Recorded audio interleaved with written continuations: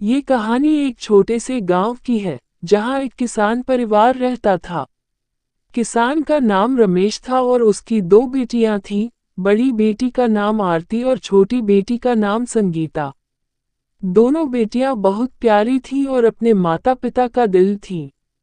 किसान अपनी बेटियों से बहुत प्यार करता था, लेकिन समाज की दकियानूसी सोच से वह परेशान रहता था। रमेश के गांव में लोग बेटों को ही महत्व देते थे। बेटों को वंश का वारिस माना जाता था और बेटियों को बोझ समझा जाता था।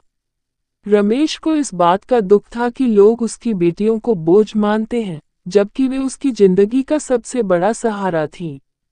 आरती और संगीता बचपन से ही बहुत होशियार थीं।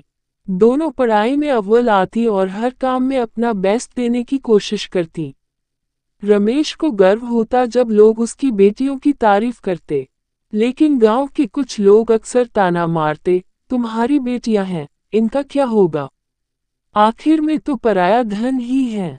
रमेश मन ही मन इन बातों से दुखी होता, लेकिन उसने अपनी बेटियों को कभी कमजोर महसूस नहीं होने दिया।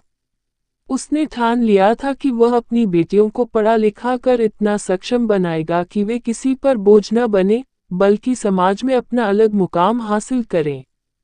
समय बीता और आरती ने इंजीनियरिंग की पढ़ाई पूरी की। उसने शहर में नौकरी भी पा ली। संगीता भी डॉक्टर बनने की तैयारी कर रही थी। गांव में जब लोगों ने देखा कि रमेश की बेटियां इतनी सफल हो गई हैं, तो उनकी सोच बदलने लगी। जिन लोगों ने पहले ताने मारे थे, वही अब उनकी प्रशंसा करने लगे। एक दिन गांव के मुखिया ने रमेश से कहा, तुमने साबित कर दिया कि बेटियां बोझ नहीं होती। वे भी हमारे समाज का गौरव हो सकती हैं। हमें तुम पर गर्व है। रमेश की आंखों में खुशी के आंसू थे। उसने अपने दिल से कहा, बेटियां किसी से कम नहीं होती।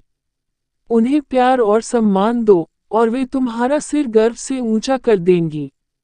आरती और संगीता ने साबित कर दिया कि अगर उन्हें सही अवसर मिले तो बेटियां भी समाज का भविष्य बदल सकती हैं। रमेश का ये विश्वास और प्यार उनकी ताकत बन गया था, और इसी विश्वास ने उसे अपने गांव के साथ साथ पूरे समाज को बदलने की प्रेरणा दी। कहानी का संदेश यह है कि बेटियां बोझ नहीं होती, वे समाज का उज्जवल भविष्य होती हैं। उन्हें भी वही अधिकार और प्यार मिलना चाहिए जो बेटों को मिलता है।